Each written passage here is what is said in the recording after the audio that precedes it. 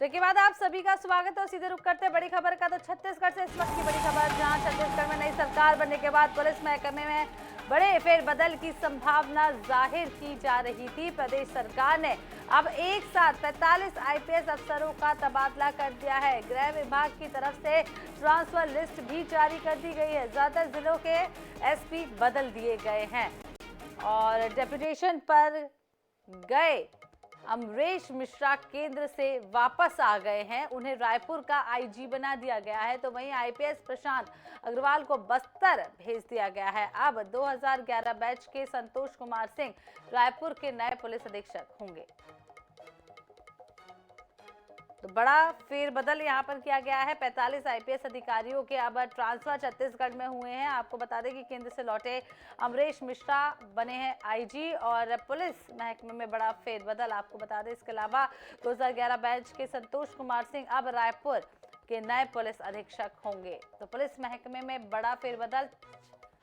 तो ज्यादा जानकारी के लिए स्वप्निल गौरखेड़े हमारे साथ जुड़ गए। स्वप्निल, बड़ा फेरबदल यहाँ पर 45 पुलिस अफसरों के तबादले, क्या कुछ पूरी जानकारी?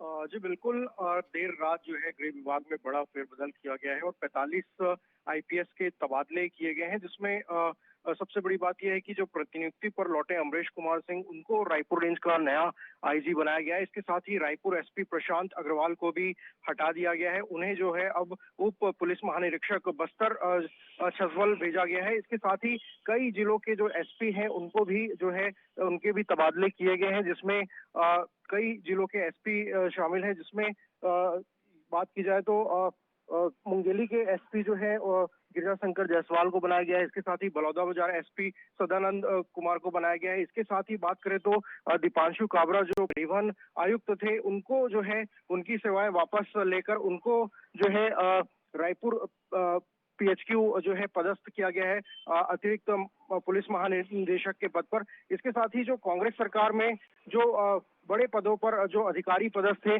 उनको जो है वापस पुलिस मुख्यालय भेजा गया है। तो देर रात 3 बजे जो है ये ऑर्डर जो है ट्रांसफर पोस्टिंग के जो ऑर्डर है देर रात 3 बजे जारी किए गए, जिसमें कई जिलों के एसपी और आईजी जो है वो शामिल है। बिलासपुर आईजी को भी हटा दिया गया है। बिलासपुर आईजी जो है संजीव कुमार को बनाया गया है। तो इस तरह कई जो है पुलिस जो अधिकारी हैं उनके तबादले देर रात किए गए हैं। जी, तो बड़ा फेरबदल ये हुआ है। बहुत बहुत शुक्रिया स्वप्निल तमाम जानकारी देने के लिए।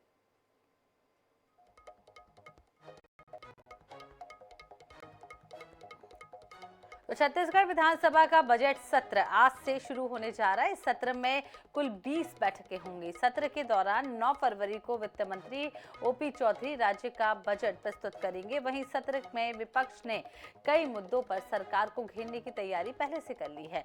नई सरकार के इस पहले बजट सत्र में सरकार के कामकाज की झलक देखने को मिलेगी।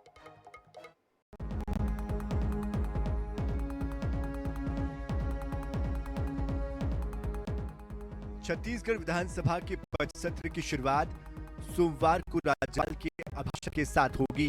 1 मार्च तक चलने वाले सत्र में कुल 20 बैठकें होगी। सत्र में सत्ता पक्ष और विपक्ष के सदस्यों ने 2262 सवाल लगाए हैं।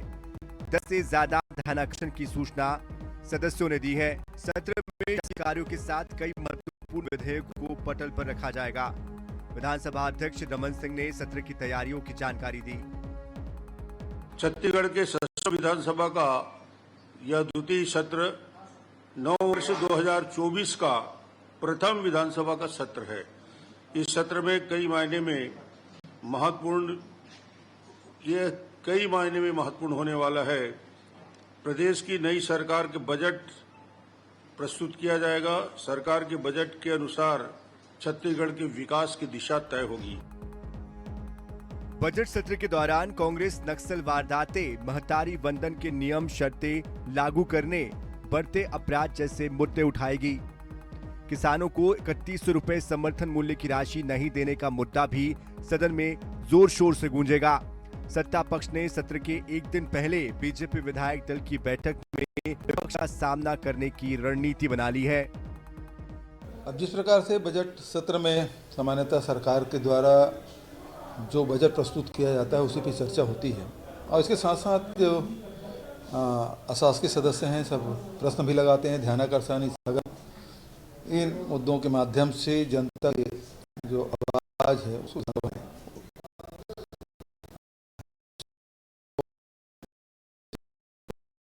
भी आए हैं होगा और इस सघन तो सामान्यतः जब बैठक लेंगे और उसमें मुद्दे तय होंगे उसके बाद ही उसको लगाने की प्रक्रिया शुरू होगी। पूरी तैयारी है, क्योंकि अभी तो जो प्रश्न आएंगे वो पूर्व सरकार के काले कारनामों के आएंगे। बजट का प्रारूप तो जब बजट प्रस्तुत होगा तब आपको मालूम पड़ेगा। विधानसभा का बजट सत्र सबसे अधिक दिनों का होता है। तमाम विषयों पर चर्चा के साथ सरकार का कामकाज भी देखने को मिलता है। वही विपक्ष को जनहित के अधिकाधिक मुद्दों को उठाने का मौका मिलता है। अब देखना होगा कि भाजपा और कांग्रेस अपनी भूमिका किस तरह से लेते हैं। रायपुर से INS 24/7 के लिए स्वप्निल गोरखेड़े की रिपोर्ट। इधर छत्तीसगढ़ में 5 दिनों से चल रही आयकर छापे की कार्रवाई रविवार को समाप्त हो गई है। शनिवार को 25 से ज्यादा स्थानों पर छापे की कार्रवाई खत्म हो गई थी। वहीं रविवार को पूर्व मंत्री अमरजीत भगत के रायपुर स्थित कार्यालय सरगुजा कोर्ट पे भी आयकर अधिकारियों ने कार्रवाई खत्म कर दी।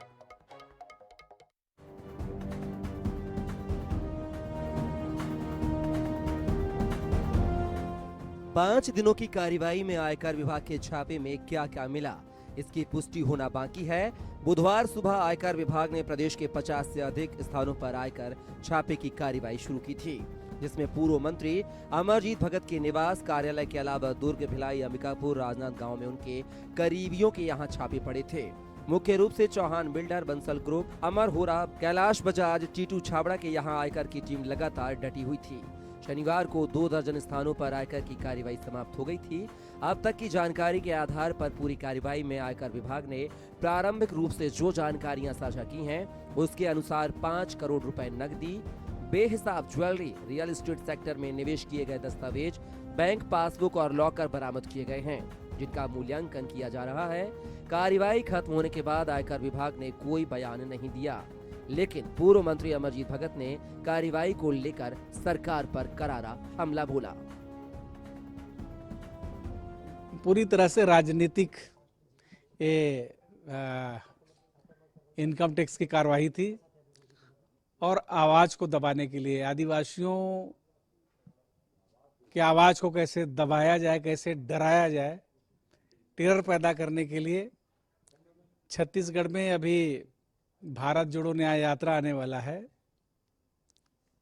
हाल ही में लोकसभा चुनाव होने वाला है, उसमें अपना टेरर दिखाने के लिए, लोगों के बीच में डर पैदा करने के लिए इस प्रकार की कार्रवाई की गई है।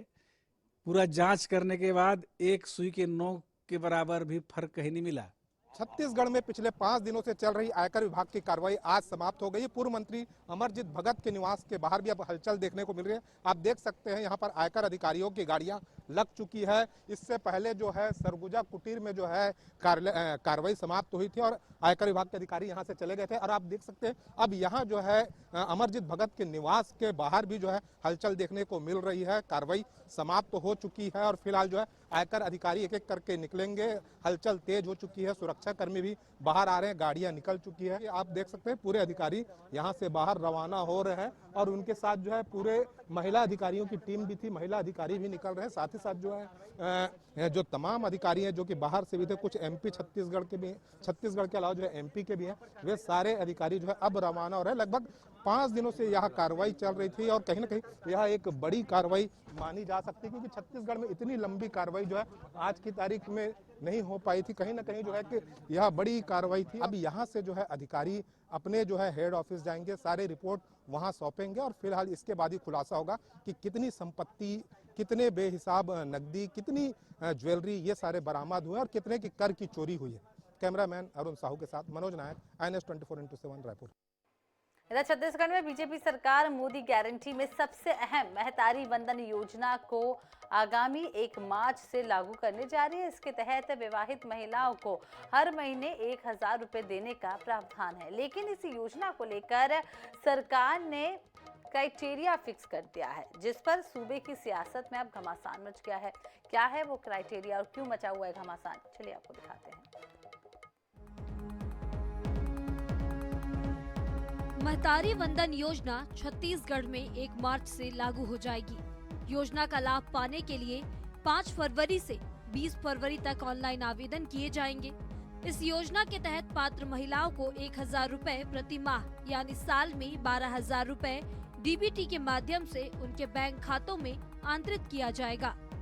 सरकार ने योजना के लिए पात्रता और अपात्रता के नियम और शर्तें भी जारी कर दी है। महतारी वंदन योजना पात्रता की शर्तें। योजना का लाभ पाने के लिए महिलाओं को छत्तीसगढ़ का मूल निवासी होना जरूरी है। विवाहित महिला की आयु आवेदन देने के वर्ष में 1 जनवरी को 21 वर्ष से कम नहीं होनी चाहिए। योजना के अंतर्गत विधवा, तलाकशुदा, परित्यागता महिला की भी पात्रता होगी। आयकर दाता तृतीय वर्ग तक के सरकारी कर्मचारी योजना के तहत पात्र नहीं होंगे। वर्तमान में पूर्व विधायक, सांसद, मंडल आयोग के अध्यक्ष, उपाध्यक्ष को इस योजना से बाहर रखा गया है। इधर महतारी वंदन योजना को लेकर क्राइटेरिया फिक्स करने पर सियासी घमासान शुरू हो गया है। पीसीसी चीफ दीपक बैज ने कहा कि बीजेपी ने वादा किया है कि प्रदेश में सभी महिलाओं को 12,000 देंगे, तो उन्हें इसे पूरा करना चाहिए। छत्तीसगढ़ की माता बहनों को सिर्फ लालच देने का काम कर रही है। बहुत से ऐसे जहां तक संविदा कर्मचारी के परिवार तक का लाभ नहीं मिल रहा है, वो संविदा कर्मचारी जो अपनी हक के लिए लड़ाई लड़ रहे हैं, उसके बाद आप पेंशनधारी माता बहनों को भी आप कटौती कर उसमें भी आप कटौती कर रहे हैं। मतलब जितना लाभ मिलना चाहिए इस प्रदेश की माता बहनों को इस योजना से लाभ नहीं मिलेगा। मतलब भारतीय जनता पार्टी की सरकार ने सीधा छत्तीसगढ़ की माता बहनों को महतारी वंदन योजना के माध्यम से सिर्फ छलने का काम और ठगने का काम किया है। कांग्रेस के आरोप पर डिप्टी सीएम अरुण साव ने पलटवार किया है। उन्होंने कहा है कि वास्तविक और जरूरतमंद लोगों को योजना का लाभ मिले, इसके लिए स्कीम लाई गई है। देखिए जब योजना के उद्देश्य पर आपको समझना पड़ेगा कि जो वास्तविक रूप से जरूरतमंद लोग हैं, जिन्हें सहायता की मदद की जरूरत है, उनके लिए ये योजना है। अब लोकसभा चुनाव पास है, ऐसे में भाजपा सरकार का फोकस मोदी की गारंटियों को पूरा करने में है, तो वहीं कांग्रेस इसमें कमियां निकालने में जुट गई है। इसे लेकर घमासान मचा हुआ है। स्वाभाविक है कि आने वाले दिनों में यह घमासान और तेज होगा। रायपुर से NH 24/7 के लिए स्वप्निल गौरखेड़े की रिपोर्ट।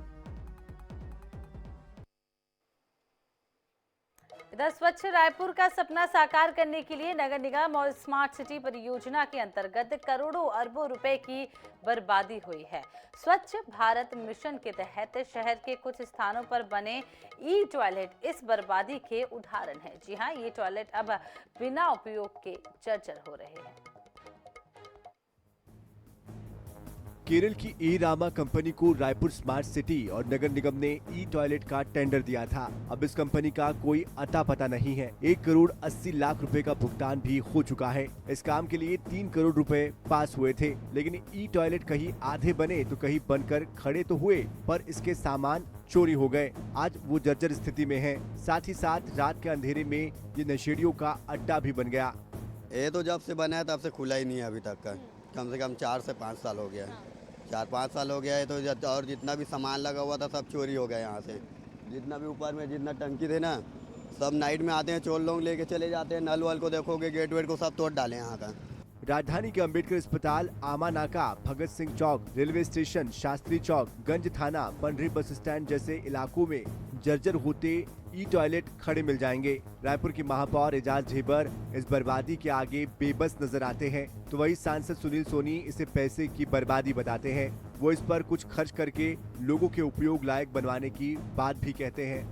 ई टॉयलेट क्योंकि बहुत पहले हम लोग के पहले कार्यकाल में ये बन गए थे, लगातार जो इसके उसके पैसे भी रोक दिए गए हैं। जो इसको काम को जो लिए थे वेंडर्स के, उसके पैसे भी रोक दिए गए हैं और उसके बहुत सारे पैसे बैलेंस भी है। और जो अभी तो ये भी आखिरी चिट्ठी उनको लिखी गई है कि जितनी उनकी राशि होती है उसको रात 7 भी कर दिया जाएगा। तो लगातार ऐसा नहीं है कि जितनी चिंता आप लोगों की उतनी चिंता हम लोग। पैसा खर्च करा बेलगाम तरीके से। जो ई टॉयलेट है उसको जहां बनाना चाहिए था, बनाने के बाद में उसका ठेका देना चाहिए था, कौन उसकी देखरेख करेगा, कौन उसकी साफ सफाई करेगा, इसकी जिम्मेदारी तय होना था। लेकिन वो एक कंडम होकर जो है वो लगभग ई टॉयलेट बंद हो गए और वहाँ कोई घुसना भी पसंद नहीं करता, इतनी गंदगी है। तो उस ओर पलटकर जहाँ पे पैसा लगाया नगर निगम ने, वहाँ पलटकर कभी नहीं देखा कि उसकी हालत क्या है। ये दुर्भाग्यजनक है। रायपुर नगर निगम और स्मार्ट सिटी द्वारा शहर के कई इलाकों में ई टॉयलेट बनाया गया था, जिससे पब्लिक को सुविधा हो। कि ये जो ई टॉयलेट बनाए गए थे करोड़ों रुपए की लागत से, उसकी स्थिति खुलकर सामने आ रही है। जिस तरीके से आप देख पा रहे हैं कि ई टॉयलेट बंद है। यहाँ के लोग बता रहे हैं कि जब से यह बना कुछ ही दिन बाद यह पूरे तरीके से कंडम हो गया और करोड़ों रुपए के लागत से बनाया गया यह ई टॉयलेट अब इतनी बुरी स्थिति में है कि यह रात को शराबियों का अड्डा बन गया है, जुआरियों का अड्डा बन गया है। और इसी के साथ ही इस ई टॉयलेट में पानी सप्लाई के लिए जो टैंक बनाए गए थे, वो टैंक को देखिए कि सिर्फ यह टैंक है और इसमें जो पानी जाने का अंदर का कुछ इसमें ना मोटर फिट है ना कुछ है, सिर्फ पानी इसमें आता है, ऐसे ही वेस्ट होता है और ख़त्म हो जाता है। तो कुल मिलाकर ना पब्लिक इसे यूज़ कर पा रही है और ना ये ई टॉयलेट अब किसी काम का रह गया है। कैमरामैन भूपेश जांगड़े के साथ मोनिका दुबे, INS 24x7 रायपुर। इधर नवा रायपुर में हड़ताल खत्म होने के बाद से सूना पड़ा तूता धरना स्थल चोरों की भेंट चढ़ गया है। जी हां, बाथरूम के नल से लेकर लोहे के दरवाजे, सोलर पैनल समेत लाखों रुपए की सरकारी संपत्ति पर चोरों ने हाथ साफ कर दिया है। हालांकि यहां से मंत्रालय और सचिवालय के लिए कई अफसर गुजरते हैं, लेकिन किसी ने ध्यान ही नहीं दिया। प्रदर्शन और हड़ताल के बाद से सूने पड़े नवा रायपुर के तूता धरना स्थल अब चोरों की बलि चढ़ चुका है। आप स्थितियां देखकर चौंक जाएंगे। ये नवा रायपुर का तूता धरना स्थल है, जो कि शहर से हटा करके पहले पुड़ापारा में धरना स्थल हुआ करता था, उसके बाद नया रायपुर में नया धरना स्थल बनाया गया। लेकिन अब प्रदर्शन और हड़ताल के बाद से सूना पड़ा हुआ है, लेकिन अब चोरों की बलि चढ़ गया है। आप तस्वीरों में देखेंगे जो सोलर पैनल्स यहाँ पर लगाए गए थे, चोरों द्वारा किस प्रकार से इन सोलर पैनल्स को जो है वो यहाँ पर तोड़ा गया है, चोरी कर ली गई है। इसके अलावा जो बाथरूम बनाए गए थे उसकी स्थितियां आप देख सकते हैं यहाँ पर कि किस प्रकार से चोरों ने दरवाजे तक जो है वो यहाँ से तोड़ करके ले जा चुके हैं। लोहा चोर गिरोह लगातार यहाँ पर सक्रिय है। चूंकि काफ़ी सन्नाटा पसरा हुआ है इस इलाके में, कोई सुरक्षा की व्यवस्था नहीं है। यही वजह है कि लोहे की ग्रिल से लेकर दरवाजे और तमाम जो यहाँ तक की जो नल तक लगाए गए हैं वो भी चोरों ने यहाँ पर चोरी कर ली है।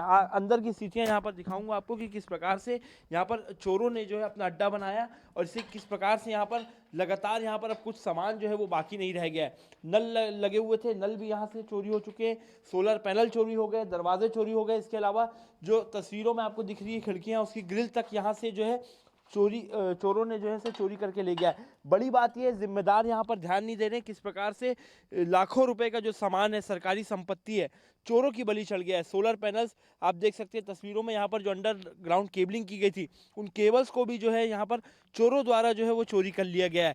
जिम्मेदार इस पर ध्यान नहीं दे रहे। इस सड़क मार्ग से रोजाना वरिष्ठ अधिकारी, पुलिस के अधिकारी, तमाम जो लोग हैं वो यहाँ से गुजरते हैं, लेकिन किसी की नज़र इस धरना स्थल पर नहीं जा रही है। और यही वजह है कि चोर जो है वो लगातार यहाँ से सामान जो है वो चोरी कर रहे हैं। ऐसे में कहीं ना कहीं सुरक्षा व्यवस्था को लेकर के एक बड़ा सवालिया निशान खड़े होता है, क्योंकि लोहा चोर गिरोह द्वारा लगातार सरकारी संपत्तियां जो है वो नवा रायपुर से चोरी हो रही हैं। कैमरामैन सुरेश के साथ मोहम्मद सैन, INS 24/7 रायपुर। इधर राजधानी रायपुर के बूढ़ा तालाब से दानी स्कूल जाने वाली सड़क का सोमवार को शुभारंभ होगा और कल से यह सड़क स्टूडेंट्स के साथ आम लोग के लिए भी खुल जाएगी। कार्यक्रम में नगरीय प्रशासन मंत्री अरुण साव, शिक्षा मंत्री बृजमोहन अग्रवाल, महापौर एजाज ढेबर मौजूद रहेंगे। दरअसल कांग्रेस शासनकाल में तकरीबन 5 साल तक सड़क बंद रही। बूढ़ा तालाब में गार्डन बनाने का हवाला देकर सड़क को बंद कर दिया गया था, जिसे शिक्षा मंत्री बृजमोहन अग्रवाल ने संज्ञान में लेकर इसे फिर से शुरू करवा दिया।